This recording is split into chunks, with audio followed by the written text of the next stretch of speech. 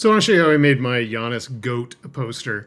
So again, this is not the only way to approach your poster project, but I just wanted to show you this was my finished piece. Let me go ahead and turn off these layers and I'll kind of walk you through how I started building this. So first thing I did is I started to find what my main focal image was going to be. So I made this one a smart object and I masked out the edges. So I spent some time going in and pulling him out of the background. In some of these areas, it was a little trickier because of the color, like right here by his arm. So I actually went in and used the pen tool and kind of cleaned up those edges so I could get a much cleaner, sharper edge around him. So that's what I started with. And so then I placed him onto my background. From here, let me turn that off. I'll show you that part in just a minute. Then I started looking for another photo that I could potentially use. So I started with this. I took this photo and had it clipped into a rectangle that I set up. And I'd thrown like a little stroke on there. Don't know if that's really 100% necessary, but kind of threw that in there.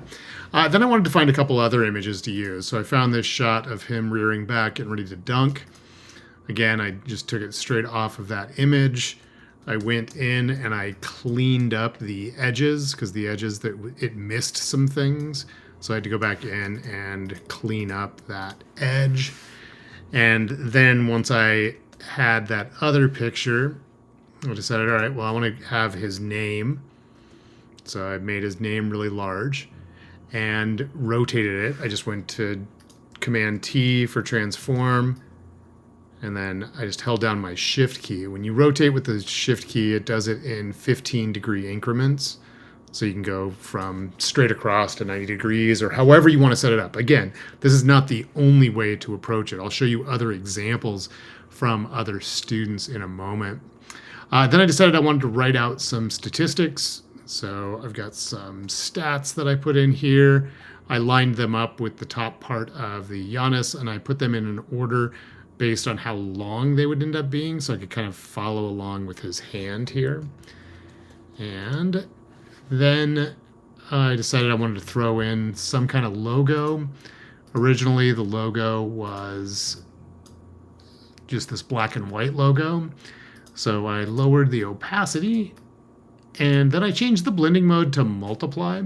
What multiply does is it darkens things, so anything that was white, it just pretty much masked it completely out. So you can see the before had all that white, but when I did multiply, it got rid of it. If I do screen, it'll get rid of everything except for the white. So for that, I did that, and then I wanted to fade it in just a little bit more. So that was the basics of setting up the one main photo here and there. And when I was looking at this, I just felt like there was too much happening around here. So it was drawing a lot of attention away from the main image.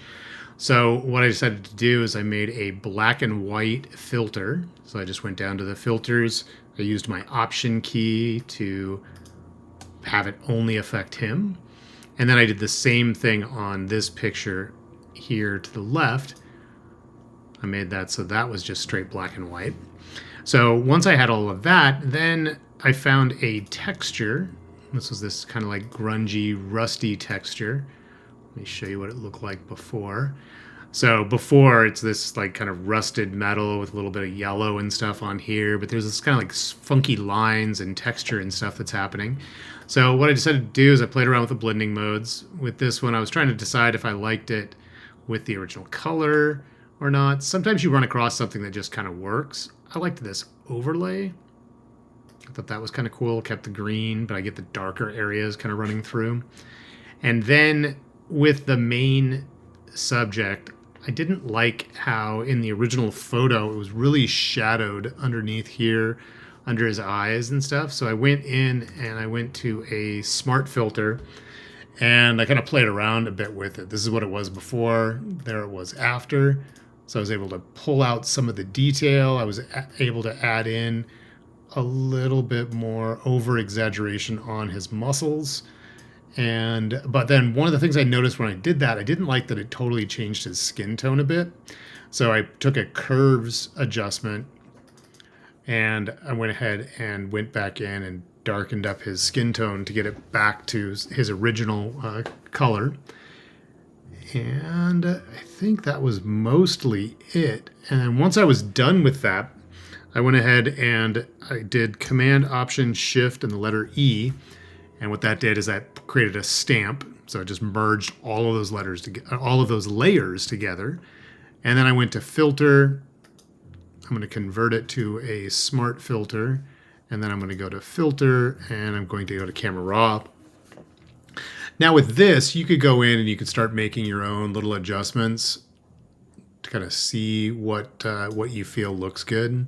So what I originally did is I wanted to bring a little bit more highlights in, darken up the darks a little bit, create a little bit more sharpness, pull some stuff back out of the shadows just a little bit. I'm going to add in just a little bit of a vignette that gets the darker edge. So I do something like that, and I'm pretty happy with the overall look of that, but I want to go in and look at some of the preset profiles. These are kind of like Instagram filters. So I could come in here and I could look at the artistic. So after I've made those adjustments, I could come in and choose something in here. Oh, I kind of like that one. In fact, that's the one I'm going to go with. So you can see there it was when I first opened it. There it is now. So that really helped to pop the details more in his face. I like some of the blues that were put into the black and white, some of the blues that were set up there, and then that darker exterior vignette that I wanted to have. So the spotlight was more towards the middle. And then I clicked OK. Command 0 to zoom out. And we go to full screen, and that is what I came up with. The more I look at it, I'm not exactly excited by leaving his leg down here because I kind of get this trapped space. I'd probably want to go back and play around a little bit more. But for first attempt, first wave through, I'm pretty happy with the overall results. Again, this is not the only way to approach it. I'll show you examples in another video or on our module in Canvas so you can see how other students may have approached it.